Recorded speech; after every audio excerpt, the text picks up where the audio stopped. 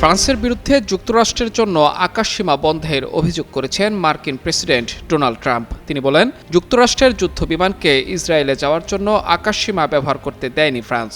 মঙ্গলবার এক প্রতিবেদনে সংবাদ মাধ্যম আল জাজিরা এ তথ্য নিশ্চিত করেছে। সংবাদ মাধ্যমটি জানায়, সামাজিক যোগাযোগ মাধ্যমে দেওয়া এক পোস্টে ট্রাম্প বলেন, ফ্রান্স এ বিষয়ে খুবই অসহযোগী আচরণ করেছে। তিনি উল্লেখ করেন,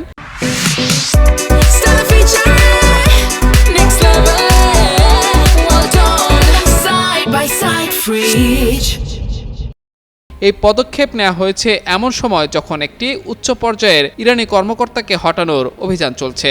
ইরান সংক্রান্ত চলমান সংঘাতের শুরু থেকে এটি ফ্রান্সের প্রথম এ ধরনের পদক্ষেপ। এর আগে ইরানের উপর হামলার সঙ্গে সংশ্লিষ্ট মার্কিন সামরিক বিমানের জন্য নিজেদের আকাশসীমা বন্ধ ঘোষণা করে স্পেন।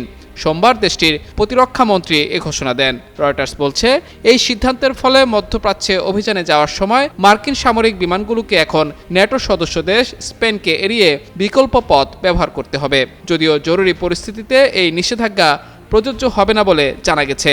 স্পেন জানিয়েছে, এটি সেই নীতির অংশ যার মাধ্যমে স্পেন সরকার এমন একটি যুদ্ধে অংশ নিতে বা সহায়তা করতে অস্বীকৃতি জানিয়েছে যে যুদ্ধ একতরফাভাবে এবং আন্তর্জাতিক আইনের বিরুদ্ধে শুরু হয়েছে।